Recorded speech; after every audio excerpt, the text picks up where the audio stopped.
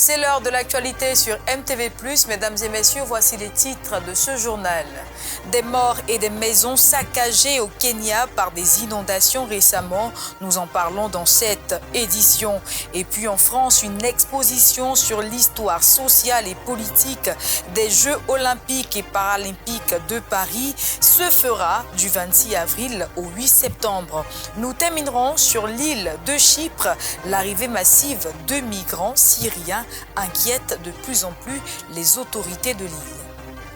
Bonjour à tous et bienvenue. La capitale du Kenya, Nairobi et d'autres villes proches ont vu des quartiers entiers se retrouver sous les eaux à la suite de pluies diluviennes qui ont touché la région récemment, faisant déborder plusieurs rivières et entraînant de graves conséquences.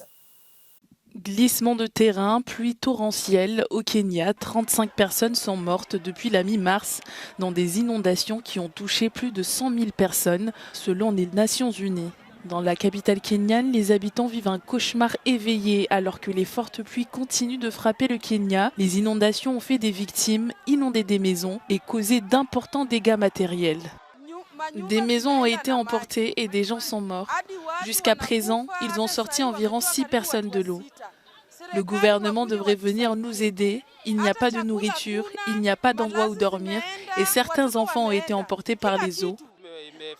Nous n'avons jamais été témoins d'une telle catastrophe. Des maisons ont été emportées, des gens sont morts et d'autres sont perdus. Je le dis au gouvernement, il y a des gens qui ne savent pas où ils vont dormir aujourd'hui, ce qu'ils vont manger et il n'y a pas d'abri. Nous demandons au gouvernement de nous aider. De nombreuses maisons ont été détruites par le débordement de la rivière et plus de 40 000 personnes ont été déplacées dans le pays depuis le début de la saison des pluies en mars selon l'ONU. Dans le monde entier, le long parcours du pays vers la liberté après l'apartheid a permis à l'Afrique du Sud d'acquérir une réputation internationale de premier rang dans les efforts mondiaux de lutte contre le racisme. Le pays a fêté ses 30 ans de liberté en cette année 2024 dans un paysage électoral complexe. L'Afrique du Sud célèbre cette année ses 30 années de liberté dans un contexte d'inégalité et d'élections tendues. Il y a 30 ans, des millions de Sud-Africains se rendaient aux urnes pour voter lors des premières élections démocratiques du pays, après des années de domination de la minorité blanche qui a privé la communauté noire du pays de ce droit fondamental. Je n'ai pas dormi de la nuit. J'étais excitée parce que nous allions voter. Je savais que Mandela allait prendre le pouvoir après les votes et que nous allions obtenir notre liberté. Pour beaucoup de ceux qui ont connu l'apartheid, les souffrances de ces années laissent des séquelles dans la mémoire collective. Lily Makanya se rappelle parfaitement de cette époque douloureuse. Je ne peux pas oublier à quel point nous avons souffert aux mains des Blancs. Dans la ville, la nuit, il y avait des motards blancs qui agressaient brutalement une personne noire s'ils la voyaient marcher sur un trottoir. Ces garçons blancs étaient cruels. C'est dans l'école primaire Thabisang à Soweto que beaucoup de Sud-Africains noirs ont voté pour la première fois le 27 avril 1994. Cette date symbolique représente un tournant entre un passé brutal et un avenir prospère. Même dans l'école où j'ai voté, il y a eu beaucoup de changements. Je suis donc heureuse, même si mon cœur souffre de tout ce qui se passe ces derniers temps. Mais je suis tellement heureuse et enthousiaste. Cela me ramène en arrière. Rien qu'en pensant à 1994, les maisons des Noirs étaient pleines d'enthousiasme. Les Sud-Africains se rendront aux urnes le 29 mai prochain pour les élections générales. Ce scrutin sera la 7e élection pleinement démocratique du pays. La déforestation se poursuit à un rythme alarmant dans un contexte de changement climatique et de la perte de la biodiversité. La perte de la forêt primaire tropicale a atteint 4,1 millions d'hectares en 2022, soit plus de 10% qu'en 2021. Cette perte s'est accélérée dans l'un des pays les plus importants en forêt tropicale, la République démocratique du Congo. Le rythme de la dégradation des forêts en Afrique centrale est préoccupant. Près de 9% de la superficie des forêts tropicales humides de la région ont disparu depuis l'an 2000, c'est-à-dire 18 millions d'hectares, selon le rapport L'état des forêts du bassin du Congo 2021 de l'Observatoire des forêts d'Afrique centrale.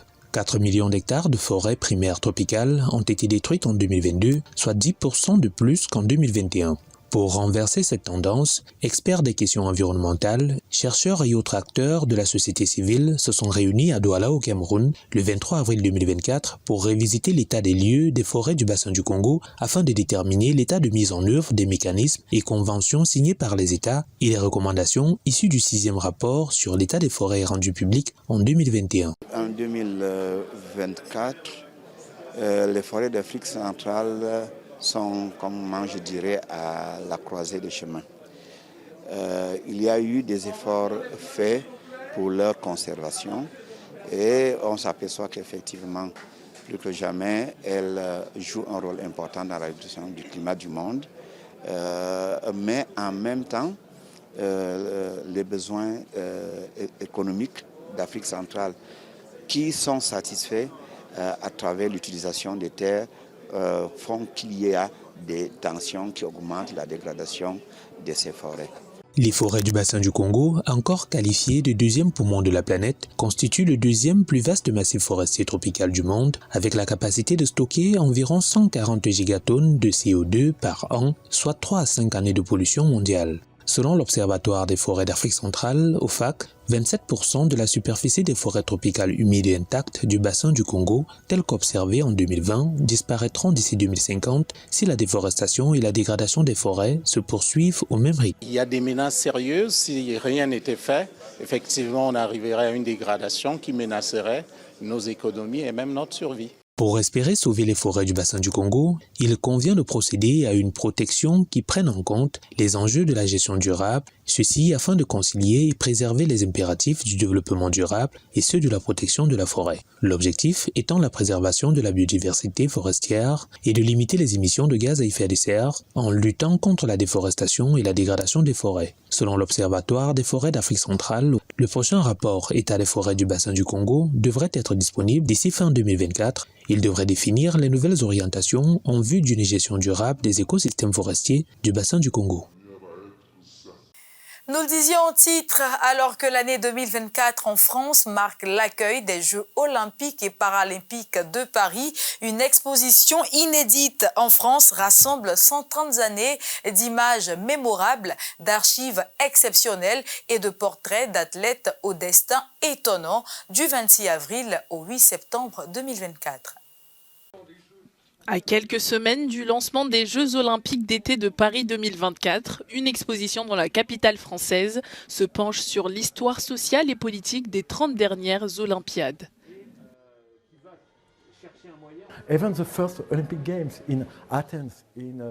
Même les premiers Jeux olympiques à Athènes en 1896 étaient comme une célébration du nationalisme grec. Et nous pouvons parler de tous les 30 Jeux olympiques. Et chacun d'entre eux est une politique. Les œuvres d'art exposées mettent en lumière les combats et luttes politiques menés sur la scène olympique depuis l'organisation des premiers Jeux à Athènes en 1896.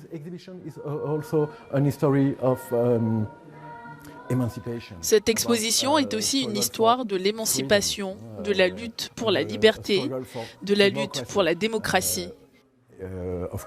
Bien sûr, nous parlons dans cette exposition des Jeux olympiques de Berlin en 1936, comme on appelait les Jeux olympiques nazis, avec la victoire de Jesse Owens, qui a remporté 4 médailles d'or. Un noir afro-américain. Il a détruit le mythe de la suprématie aryenne. Les représentations de héros sportifs mettant en scène des athlètes afro-américains tels que John Carlos incarnent des messages forts de lutte contre l'oppression.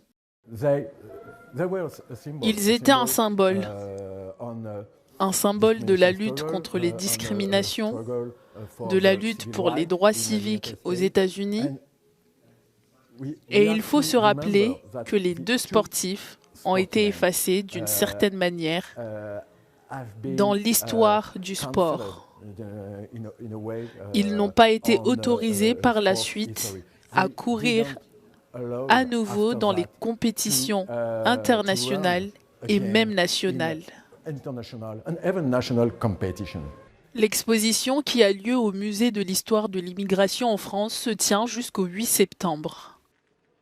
Restons encore un peu sur le continent européen. La ville italienne Venise a lancé jeudi dernier son billet d'entrée à 5 € pour les touristes à la journée, un dispositif destiné à endiguer le surtourisme, ce qui suscite la protestation de bon nombre de résidents refusant de voir leur ville autrement. Entrée en vigueur dès ce jeudi et pour tous les jours de grande affluence d'une taxe de 5 € pour les visiteurs qui se rendent dans le centre historique de Venise. Tout contrevenant sera exposé à une amende pouvant aller jusqu'à 300 €. Repoussée à maintes reprises, cette nouvelle taxe en phase pilote a été prise par les autorités pour lutter contre le surtourisme. We need to find a new balance between the tourist and the resident.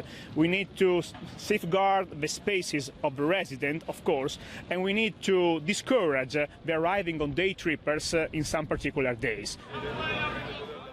Cela fait longtemps que Venise souffre d'un tourisme de masse. La taxe d'entrée sera appliquée durant 29 jours entre avril et juillet, période où le nombre de touristes est très élevé. Mais cette mesure peine à convaincre les habitants. Che siano chiari dove vengono investite tutte queste risorse, tutte queste entrate, perché se mi dicono che rimettono a posto le migliaia e migliaia di case che sono sfitte in questa città, allora penso che potrebbe anche essere sostenibile per quanto io sia contro.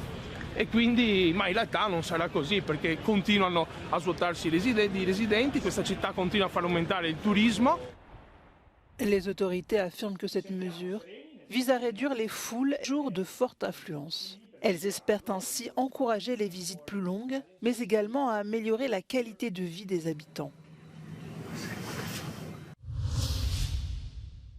C'est l'une des portes de l'Europe par la Méditerranée. L'île de Chypre s'inquiète de l'arrivée de plus en plus de migrants. Il s'agit de Syriens fuyant la guerre. La plupart passeraient désormais par le Liban. Chypre détient actuellement le deuxième plus haut taux de demandeurs d'asile de l'Union européenne par rapport à sa population. À Chypre, près de 25 000 demandeurs d'asile espèrent que les autorités leur accorderont le statut de réfugiés. Ces dernières années, la plupart d'entre eux sont entrés par la ligne verte qui délimite les territoires occupés du pays. Pourtant, depuis 2 mois, des dizaines de personnes, en majorité des Syriens partis du Liban, arrivent aussi sur les côtes, mais les centres d'accueil sont pleins à craquer. نحن طلعنا من الحرب من سوريا يعني جينا لهون كرمال نأمن معيشة ومستقبل لأنه صراحة ما في مستقبل بسوريا لأنه في كثير من الشباب تركوا أهاليهم وكل شيء وأجوا لهون كرمال تيعيشوا تركتهم وأجيت كرمال تأمن لي معاش وتأمن لهم معاش تقدم لهم لجوء تيطلعوا من سوريا لأن سوريا المعيشة كثير صعبة. Les derniers développements ont alarmé les autorités chypriotes qui ont du mal à gérer l'arrivée massive et inattendue de migrants. Certains craignent que le pire reste encore à venir. Τα τελευταία κύματα από το Λίβανο από Σύριους είναι πάρα πολύ μεγάλα. Γι' αυτό είναι που προβληματιζόμαστε. Εάν ο Λίβανος τελικά δεν τα καταφέρει να καταρρεύσει, τότε πιθανόν να έχουμε ένα τεράστιο πρόβλημα. Le centre d'accueil pour Nara accueille environ 1000 demandeurs d'asile, mais le camp se trouve près de plusieurs petits villages. Le président du conseil communautaire affirme que le pays atteint ses limites. Και σαν κράτος είμαστε πολύ μικρό και δεν μπορεί η κυβέρνηση δικιά μας να εξυπηρετήσει αριθμούς μεγάλους. Δεν είμαστε πολλοί, είμαστε λίγοι και έχουμε οροφή στο πόσους μπορούμε να εξυπηρετήσουμε και να βοηθήσουμε. Le gouvernement demande à l'Union européenne de modifier le statut de la Syrie. Nicosie affirme que certaines parties du pays ne sont plus des zones de guerre. Το μεταναστευτικό, τουλάχιστον στην Κύπρο, είναι ένα ζήτημα που βρίσκεται πολύ ψηλά στις συνειδήσεις, στις ανησυχίες των πολιτών μας, αλλά και ως κριτήριο στις επιλογές που θα έχουν στις επερχόμενες εκλογές. Εμείς και άλλα κράτη της Ευρωπαϊκής Ένωσης βλέπουμε ότι υπάρχουν συγκεκριμένες περιοχές στην Συρία που μπορούν να χαρακτηριστούν ως ασφαλείς. Θα πρέπει να επιδείξει η ίδια η Ευρωπαϊκή Ένωση έμπρακτη αλληλεγγύη, έμπρακτη στήριξη στην Κύπρο. Θεωρούμε όμως ότι μέσα από αυτό το πακέτο το οποίο θα παρουσιαστεί στις 2 Μαΐου στον Λίβανο θα είμαστε σε θέση και εμείς, αλλά κυρίως ο Λίβανος, να συγκρατήσει τις μεταναστευτικές ροές προς την Κύπρο. C'est la fin de cette édition de l'actualité. Très heureuse de vous l'avoir présentée. Je vous souhaite une excellente suite de programme et une excellente semaine sur MTV+, la télé qui transforme.